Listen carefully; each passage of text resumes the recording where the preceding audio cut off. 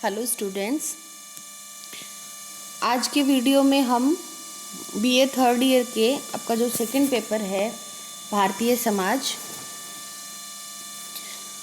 उसमें निर्धनता से रिलेटेड जो चैप्टर है वो हम पढ़ेंगे। इससे पहले भी इस पेपर के वीडियो में जैसा कि इसका नाम है कि भारतीय समाज मुद्दे और समस्याएं, उनके बारे में हमने फिर पहले के जो वीडियो हैं उनमें बात करी थी। तो आज के वीडियो में हम निर्धनता क्या है, निर्धनता से क्या अभिप्राय है, निर्धनता की अवधारणाएं, जो विभिन्न समाजशास्त्री हुए हैं उन्होंने निर्धनता के बारे में क्या परिभाषाएं दी हैं, इन सब के बारे में पढ़ेंगे।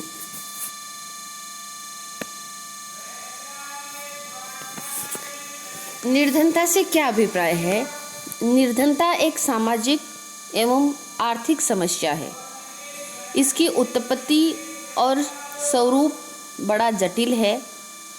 विश्व के सम्मुख गरीबी की समस्या एक सामाजिक, नैतिक और बौद्धिक चुनौती है। गरीबी एक सर्वव्यापी समस्या है। सर्वव्यापी मतलब गरीबी ऐसी समस्या है जो हमें हर जगह देखने को मिलती है और समृद्ध देश भी इसकी चपेट से नहीं बच सके हैं। जो विकसित देश हैं आर्थिक रूप से, वो देश भी इस समस्या से नहीं बच पाए हैं। मतलब उन देशों में भी ये समस्या कहीं न कहीं आज भी है। विश्व में गरीब देशों की संख्या इतनी है कि उन्हें तीसरी दुनिया के नाम से पुकारा जाता है। तीसरी दुनिया किसको? कि जो गरीब देश हैं उनको तीसरे देश के नाम से पुकारा जाता है। तीसरी दुनिया के लोगों को अच्छा भोजन, वस्त्र व मकान उपलब्ध नहीं है। भारत में भी ऐसे कई परिवार हैं जो औसत दर्जे का जीवन भी व्यतीत नहीं कर पाते। ये हम भी देखते हैं कि हमारे यहाँ पे भारत में भी बहुत गरीबी है। वे गरीबी से भयंकर रूप से पीड़ित हैं। सड़कों, फुटपाथों पे अपना दम तोड़ते हैं, भीख मांगकर जीवन व्यतीत करते हैं तथा लोगों की दया पर ही जीवित रहते हैं।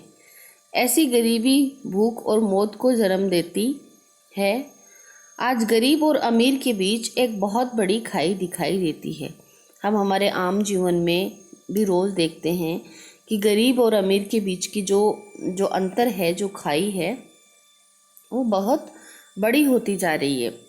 आज भीषण विषमता को जन्म देने में औद्योगिक क्रांति का विशेष हाथ रहा है। औद्योगिक क्रांति ने समाज में तीव्र आर्थिक एवं सामाजिक परिवर्तन लाने में योग दिया है। मशीनीकरण ने जहां एक और समाज में प्रचुर साधन उपलब्ध कराए हैं और समृद्धि को बढ़ावा दिया है, वहीं दूसरी ओर एक तीसरी दुनिया भी खड़ी कर दी है जो गरीबी और अभावों से त्रस्त है। औद्योगिकरण और मशीनीकरण का शुभारंभ आज के तथाकथित सभ्य और पश्चिमी देशों में हुआ है। उन्होंने अपनी औद्योगिक मांगों के लिए एशिया, अफ्रीका, दक्षिणी अमेरिका आदि महाद्वीपों के देशों में अपना उपनिवेश बनाया, उन पर अपना साम्राज्य स्थापित किया तथा वहाँ के प्राकृतिक स्रोतों का शोषण किया। प्राकृतिक भंडारों के खाली होने के साथ साथ उन देशों में गरीबी बढ़ी। आज विश्व स्पष्ट रूप से दो भागों में विभाजित देता है। एक तरफ वो देश हैं जो संपन्न हैं और दूसरी तरफ वो देश हैं जो गरीबी से त्रस्त हैं। गरीबी को दूर करने के लिए योजनाबद्ध रूप से बहुत सारे प्रयास किए गए। गरीबी के कारणों को ढूंढकर उन्हें दूर करने के प्रयत्न किए गए। परिणाम स्वरूप लोगों के जीवन स्तर में कुछ सुधार हुआ है। स्वयं गरीब भी अपनी दशा के प्रति जागरूक हुए हैं और वे इस भयंकर समस्या से मुक्ति पाने के लिए सजग और प्रयत्नशील हैं। गरीबी के अनेक सामाजिक और आर्थिक प्रभाव पड़ते हैं। यह केवल आर्थिक समस्या ही नहीं बल्कि एक सामाजिक समस्या भी है। निर्धनता, गरीबी क्या है ये पढ़ा। अब हम बात करेंगे निर्धनता की अवधारणा। कई समाजशास्त्रियों ने अपने अपने शब्दों में निर्धनता क्या है इसको बताया है, जो हम अभी चर्चा करेंगे। गिलिन और गिलिन के अनुसार, जो समाजशास्त्री हुए हैं उनके अनुसार, गरीबी वह दशा है जिसमें एक व्यक्ति या तो अपर्याप्त आय अथवा मूर्खतापूर्ण व्यय के कारण अपने जीवन स्तर को इतना ऊंचा नहीं रख पाता कि उसकी शारीरिक व मानसिक क्षमता बनी रह सके और उसको तथा उस पर आश्रितों को अपने समाज के स्तरों के अनुसार उपयोगी ढंग से कार्य करने के योग्य बनाए रखा जा सके। गिलिन ने गरीबी का संबंध जीवन स्तर से जोड़ा है। जब व्यक्ति की आय अपर्याप्त हो या वह उसे उचित ढंग से खर्च नहीं करता हो तो ऐसी स्थिति में वह अपने जीवन स्तर को बनाए नहीं रख सकता।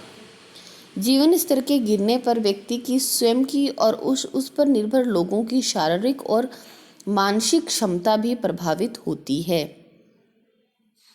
ठीक है, ये कहा गिलिन ने।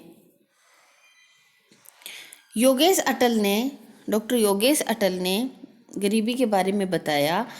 गरीबी को तुलनात्मक दृष्टि से राष्ट्रीय आय से वंचित रहने के रूप में परिभाषित किया है।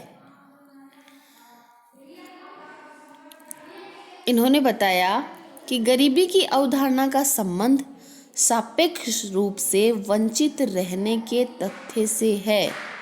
जब हम राष्ट्रीय आय की चर्चा करते हैं तब इसका अर्थ नहीं होता कि यह आय देश के सभी लोगों में समान रूप से वितरित होती है। राष्ट्रीय आय में से जिन लोगों को कम हिस्सा मिलता है, गरीब, और जिन्हें अधिक हिस्सा मिलता है, धनवान वर्ग में आते हैं। इस दृष्टि से भी गरीबी एक तुलनात्मक तथ्य है। कैसे? गरीबी आर्थिक एवं सामाजिक दृष्टि से भी एक सापेक्ष शब्द है। जब कोई व्यक्ति यह कहता है कि वह गरीब है तो इसका अर्थ यह है कि वह उन सभी वस्तुओं को नहीं खरीद सकता जिनकी वह इच्छा करता है या जिन्हें वो पसंद करता है। अतः वस्तुओं को चुनने एवं पसंद करने की सीमा के रूप में भी गरीबी को परिभाषित किया जा सकता है। आय की दृष्टि से भी गरीब लोगों की आय इतनी ही होती है कि वे अपनी आवश्यकताओं को ही जुटा पाते हैं। अभी हमने पढ़ा कि गरीबी एक सापेक्ष शब्द है। इसका अर्थ यह भी है कि एक देश जिसे हम गरीब कहेंगे उसे दूसरे देश धनवान कह सकते हैं। इसका कारण यह है कि गरीबी का निर्धारण उस देश की प्रथाओं और जीवन स्तर के आधार पर होता है। भारत में भी गरीबी की रेखा वह नहीं है जो अमेरिका और इंग्लैंड में है। प्रत्येक देश में साधनों के अनुसार जीवन स्तर का एक आदर्श स्थापित कर लिया है और सभी व्यक्ति उस आदर्श को पाने का प्रयास करते हैं। जीवन स्तर के आदर्श से नीचे जीवन व्यतीत करने वालों को गरीब और उससे ऊंचा जीवन व्यतीत करने वालों को धनवान कहा जाता है।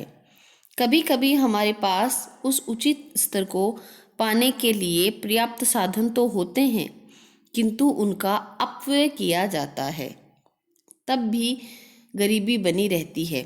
उदाहरण के लिए कोई व्यक्ति अपनी आय को शराब और जुआ खेलने में उड़ा देता है और अपनी भोजन, वस्त्र व मकान की आवश्यकताओं को पूरा नहीं करता, तब भी वह गरीबी की अवस्था कहलाएगी। तो आज के वीडियो में हमने गरीबी क्या है और गरीबी की अवधारणा पढ़ी। नेक्स्ट वीडियो में हम इसी चैप्टर के नेक्स्ट स्टेप के बारे में पढ़ेंगे। धन्यवाद।